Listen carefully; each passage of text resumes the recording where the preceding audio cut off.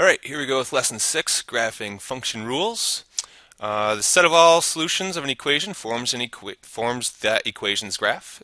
A graph will often include solutions that do not appear in a table. A real-world graph should only show points that make sense in the given situation. That's going to be an important thing as we move forward with the rest of this graphing unit.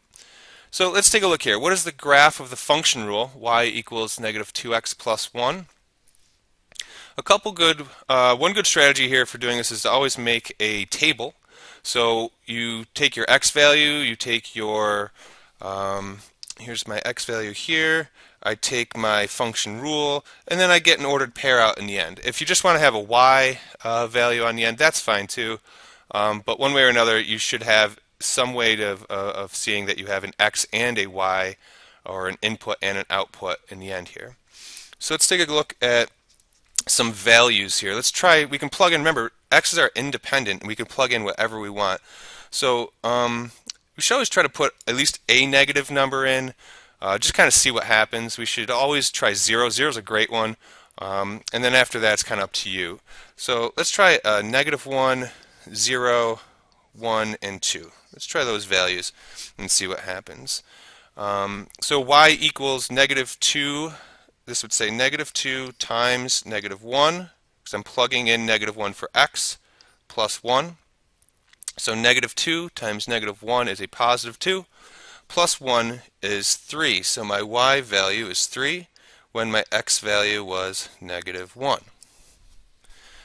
Alright, so let's take a look at what happens when I plug in 0. Again, I have negative 2 times 0 plus 1. Well, anything times 0 is 0, so I end up with 0 plus 1, which is just 1. That's my y value. And I plugged in 0 that time for x. So I have the coordinate 0, 1. Let's do it again for positive 1. So I have negative 2 times 1 plus 1. This negative 2 times 1 is negative 2. And negative 2 plus 1, be careful here, negative 2 plus 1 is negative 1. So my y value is negative 1 when I punch in a 1 for x. And finally, when I plug a 2 in for x, I have negative 2 times 2 plus 1. Negative 2 times 2 is negative 4. Negative 4 plus 1 is negative 3. So my y value here is negative 3 when my x value was 2. So now that we have these coordinates, we can easily graph these ordered pairs. So remember, you can put your axes wherever you want on the graph. You don't always have to make them right in the middle. In this case, it's not going to hurt to put them right in the middle. So why don't we go ahead and do that. I'm going to have my x-axis somewhere around here. This is my x-axis. And my y-axis will be somewhere around here. Arrows on the end. Label them x and y. Now let's find these points. Here, I'll use a different color. So let's see, negative 1, 3, that's over negative 1. So going this way, negative 1, so to the left, and up 3. 1, 2, 3. The next point is over 0, up 1. So I start here at 0. I don't go over at all, and I just go up 1. I have over 1, minus 1, so I go to the right 1 and down 1, so right here. And finally, I have to the right 2 and down 3, so 1, 2, 1, 2, 3. Okay, so I got these 4 points. Here's the thing though, I could have plugged in whatever I wanted for x, so I could have put in 1/2 or pi or 17. So really what I need to do is I need to show that it's all of the spots in between these points as well. So in other words, I need to connect these dots. So as straight as you can, you're going to want to go ahead and try and connect these. So it looks like it'd be something like this with the arrow on both ends. And that would be the graph of this function rule. It is a straight line, which makes sense because remember this is in that y equals mx plus b form, where the m would be this negative 2 and the b is 1. So let's take a look at our graph. Is the slope negative 2 over 1? So does it go down 2 1, 2, to the right 1? It sure does. 1, 2, right 1, 1, 2, right 1. And is the y-intercept at plus 1? Yep, right there. There it is. So this is the equation of a line, and that's the graph of this line. So when we graph a real-world function, we want to make sure that the information that we are putting into our table makes sense, and that the graph actually makes sense. In other words, if we're talking about people at a concert, we don't want it to be in the negative values, because negative people wouldn't show up at a concert. We also probably wouldn't want half of people. There's not too many concerts where half of a person shows up. So let's take a look at this one. It says the function rule W equals 146C plus 30,000 represents the total weight W in pounds of a concrete mixer truck that carries C cubic feet of concrete. If the capacity of the truck is about 200 feet cubed, what is a reasonable graph of the function rule? This feet cubed stands for volume over here.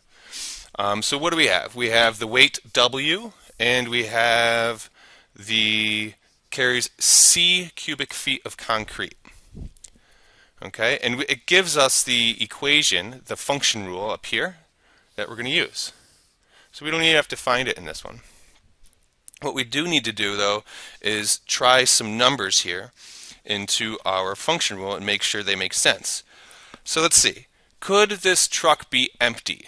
In other words, could it have no concrete in it? Yeah, sure.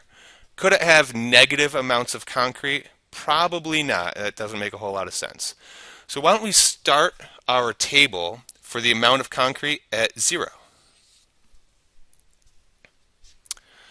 And if it can maximum hold 200 cubic feet, why don't we make that where it stops? Because it can't hold any more. So that will be the last thing I hold. Last thing I try. And it looks like maybe if I counted by 50s here, I would get a nice kind of a nice table going of values. So 150, 50, 100, 150, like that. So what does that mean? Well, that means I need to try these values. I stick them in for C. So when this would say 146 times 0 plus 30,000. Well, anything times 0 is 0, leaving me with exactly 30,000. I'm going to need to change my pen size to try to write this. So when C is 0, W was 30,000. All right, so let's try again. So 146 times 50 plus 30,000. This one would say 146 times 100 plus 30,000. This would say 146 times 150 plus 30,000. And finally, this one would say 146 times 200 plus 30,000. Okay, if you use your calculator here, you can find out real quickly what these would be. The first one's going to say when the amount of concrete is 50, you're going to end up with 37,300. So 50 and 37,300. When it's 100, you're going to end up with 44,600. 44,600. When C is 150, you're going to end up with 51,900.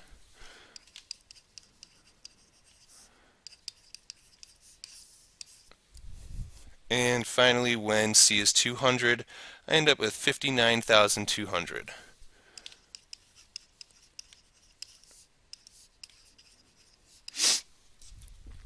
And that's just by plugging these in and using my calculator. These numbers get pretty big, so go ahead and use your calculator. Now, when I'm setting up my graph here, remember I don't have any negative values. So I don't need my y-axis to really be in the center of my graph at all. I just need to kind of show quadrant 1 of a graph. So just the positive values. So why don't I set it up to do that? If I just need the first quadrant, then I can use my axis here. This would be my y-axis, and going this way This would be my x-axis. And instead of y and x, this would actually be w, because that's my y values, and this would be c, because that's my x values. And let's label this. It would have to say the total weight in pounds. So remember to have not only what it is, but the units. So total weight, lbs, pounds. And on the bottom, it's going to be how much concrete. So the cubic feet of concrete. And that's going to be in feet cubed, cubic feet. Okay, we should also label our graph here. So let's do along the c-axis or x-axis. We need it to go up to 200. So let's start at 0, maybe go 50, 100, 150, 200, something like that. And along the w-axis, that needs to, let's take a look at what our values go between. They would start at around 30,000 and go up to close to 60,000, this value here when the truck is full. So we need this to go up to at least 60,000 or just around there.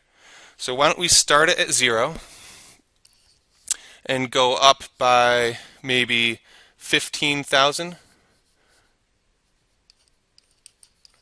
every 3 lines or so. 1, 2, 3, 30,000. 1, 2, 3. This would be 40,000, or I'm sorry, 45,000. Oh, let's do this. Let me erase this. I'll have to move that. 1, 2, 3. So this is 45,000. And 1, 2, 3. This would be 60,000. Now everything should fit into my graph. Remember, this was total weight in pounds. Okay. So let's just graph these points now. I go over 0 and up 30,000. So right here. I go over 50 and up 37,500. Now, of course, I don't have a spot for 37,500, but each line here looks like it's about 5,000. So I'm going to go up about this far, a little bit past 35,000. At 100, I go up to almost 45,000. So just shy of 45,000 would be right about here. At 150, I'm going to be just over 50,000. So just over 50,000. So 45's here, 50's here, just over, would be about there. Oops, I'm off by 1. It needs to be here.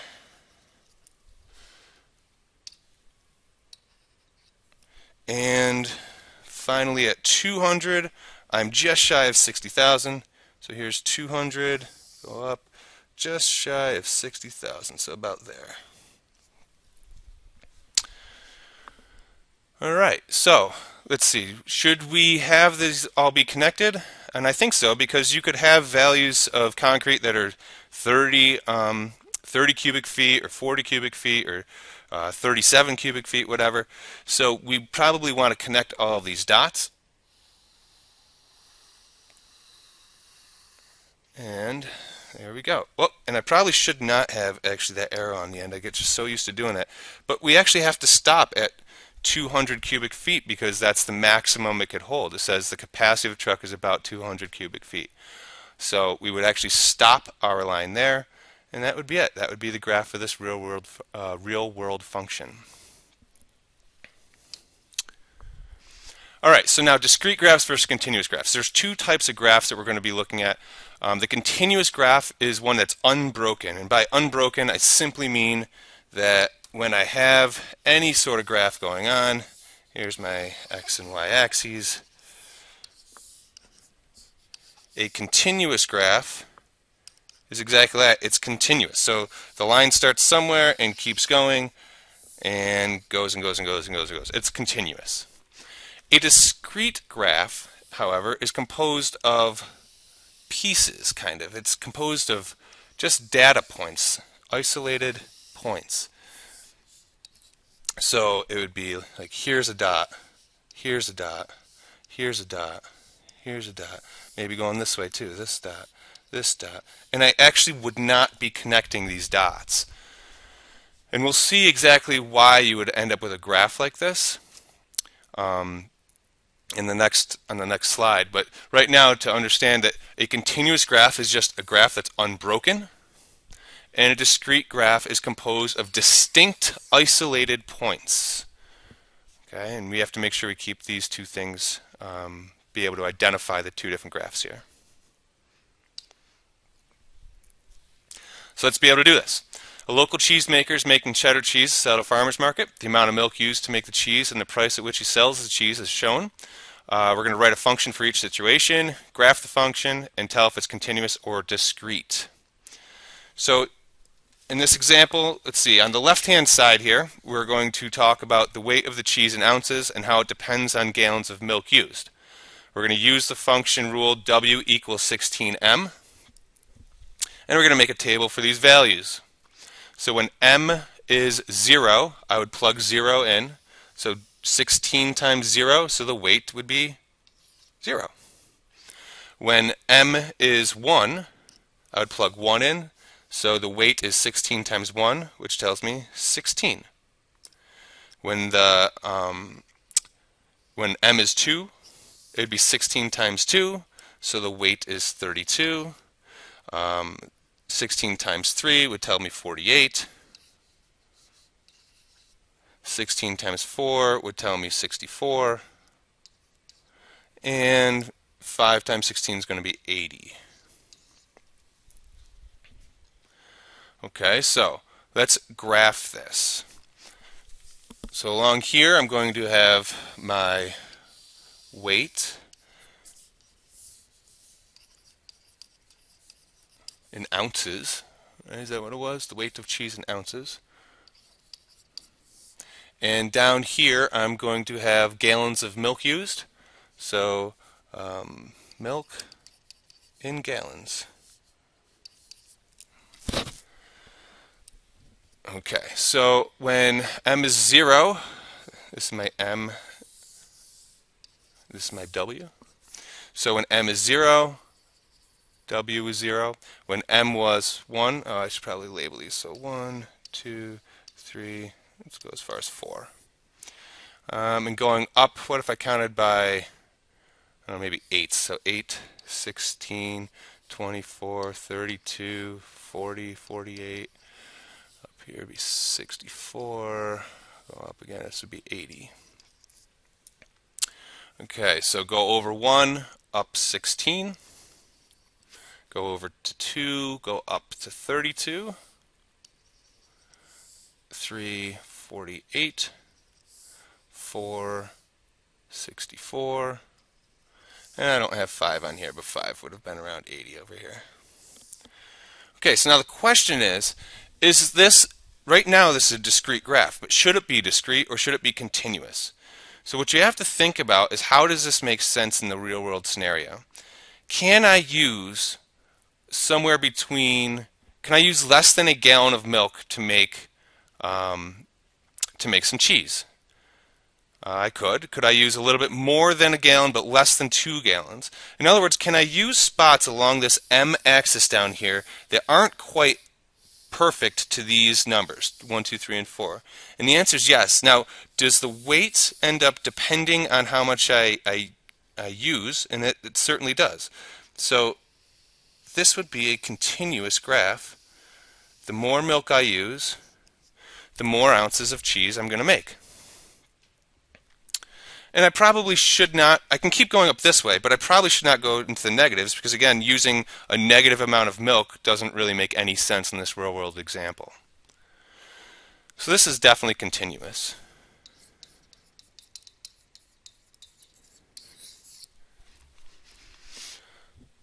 The amount of money, looking over on the right-hand side now, the amount of money made from selling cheese depends on the number n of wheels sold. Okay, and if we use a equals 9n, let's make a table of values. So when n is 0, I plug in 0. 9 times 0 is 0. When n is 1, I have a equals 9 times 1, so a equals 9. When n is 2, I would have a equals 9 times 2, which is 18. 9 times 3 is going to be 27, 9 times 4 is 36, and 9 times 5 is going to be 45. So once again, we have all these positive values. Am I going to make negative money? It doesn't seem to make any sense. So I'm going to just kind of look at a graph in this first quadrant again. I have, let's see, the amount of money made from selling cheese. So A is the money that I'm making in dollars, and down here I'm going to have the, depends on the number of wheels sold. So this is going to be the wheels sold, number of wheels sold, and so this is my N and this is my A axis. So the number of wheels sold, let's make these go up 1, 2, 3, 4, 5, 6, and so on.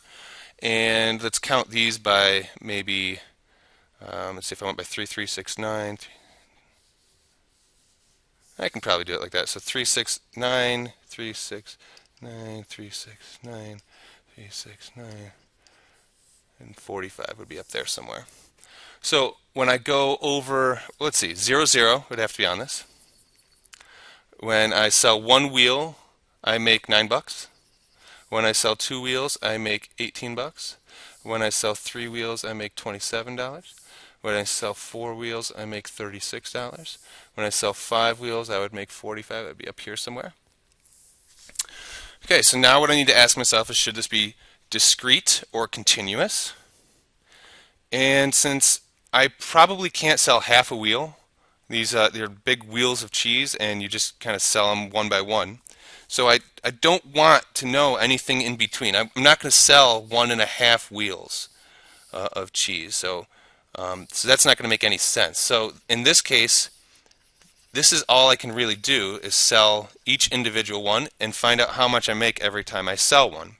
So I would not be connecting these dots because I don't want to know what's happening between selling 1 and 2 wheels, because I can't sell somewhere between 1 and 2 wheels of cheese in this case. So this would be a discrete graph.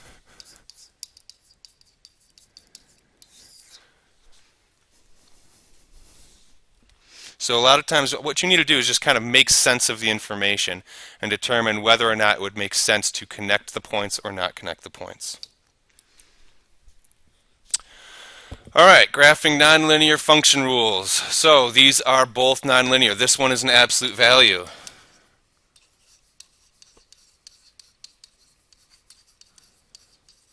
And this one is called a quadratic. These are important words. Make sure you know them. Absolute value and quadratic. And these are both nonlinear. We'll see why. So let's make a table of values for this one. I like to always kind of center things around 0.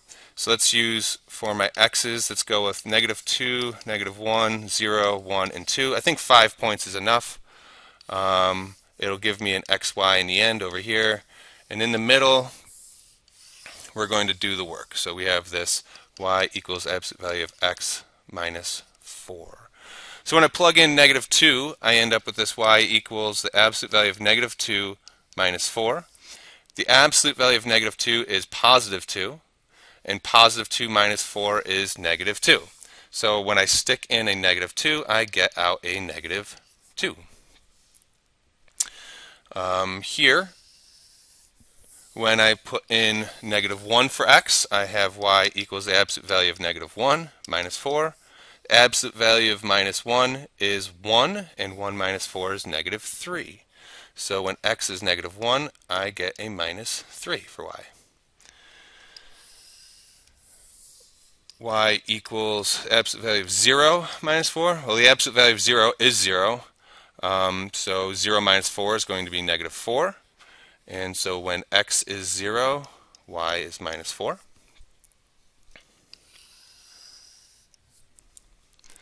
When we put in 1 for x, I have y equals absolute value of 1 minus 4.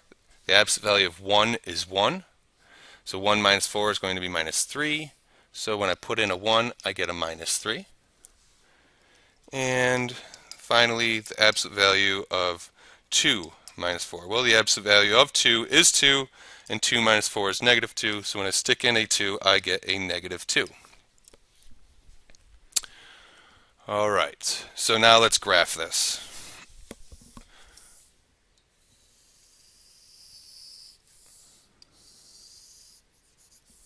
This is my x-axis, this is my y-axis. And the first point is negative 2, negative 2. 1, 2, 1, 2. Let me use a different color. Over 2, down 2. There's 1 point. The next one's going to be over 1 to the left, negative 1, down 1, 2, 3. Then I have over 0, down 1, 2, 3, 4. Then I have to the right 1, down 3, 1, 2, 3. And then I have to the right 2, down 2, 1, 2. Okay, so should this be continuous or discrete? Well, there's nothing really here that's telling me it should not be continuous. Okay, I could plug in halves and decimals and all sorts of stuff. So this is going to be a continuous graph. And what we're going to do is connect the dots. And it looks linear. This is linear going this way, so let's do that. And it also looks linear going this way, so let's do that. And notice this is continuous. It just kind of goes down and makes a V. So the absolute value graph, that'll always happen. They will always make a V shape. Okay. Sometimes it may be upside down, depending on what's going on with the equation. But it should always make this V shape. All right, let's look at the quadratic one. So again, let's make a table. I have x, and I'll have some sort of xy in the end. And in the middle, I'm going to have this y equals x squared plus 1. So let's see what values we'd want to use for this. We can use the same ones. We could use negative 2 to 2 again. Let's go with negative 2, negative 1, 0, 1, 2, and see how these work out. When I plug in a negative 2 for x, I have y equals negative 2 squared. Notice the parentheses. That's important here. Plus 1. Negative 2 squared is 4, plus 1 is 5. So when x is negative 2, y is 5. Let's try negative 1.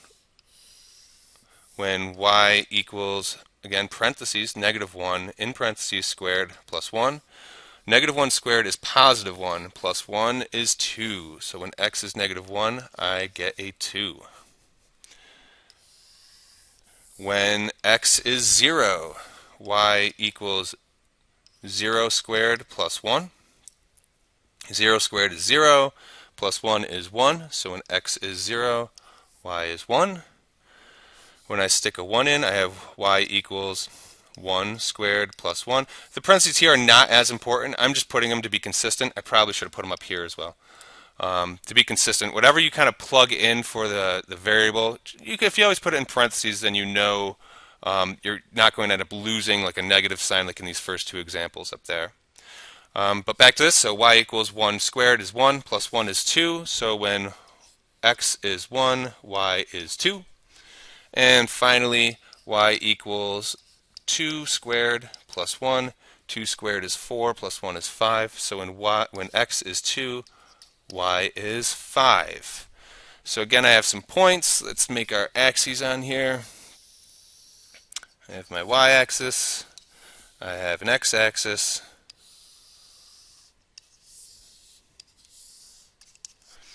And let's graph these. I'll use a different color again. Let's see. So my first point is negative 2, 5. So 1, 2 in the negative direction. 1, 2, 3, 4, 5. Then I have negative 1, 2. So I go over to the left 1, 1, 2, up. Then I have 0, 1. Then I have positive 1, up 2. then I have positive 2 up 5. Notice these are not linear. The slope between this point and this point is different than the slope from this point to this point. And then it looks like it's a mirror across the y-axis. So this is not linear, which means I'm going to need to kind of make these curved. So I'm going to start up here and I'm going to come down, and these are going to curve, and I'm going to try to curve it through there, not bend, but not have it come to a point, but a curve, and then go straight back up. Okay, so this is a quadratic, and this makes a U shape. U shape. A quadratic is any kind of function that has the power of 2 as its highest power. And they will always make this U shape. So the way I remember this is absolute value. Value starts with V and it makes a V shape. And quadratic, well, you have to have a U whenever you have a Q. And so therefore you get a U shape. Okay, and this one has a special name. It's called a parabola, the U shape. It's called parabolic. This is a parabola. All right, so let's check our understanding. I want you, for homework, please, in your notes, to label each of the following as a continuous or a discrete type of graph. So you're going to need to just read these two and make sense of them and tell whether or not you would connect the dots or not. Okay? Good luck, have fun, and I will see you next class.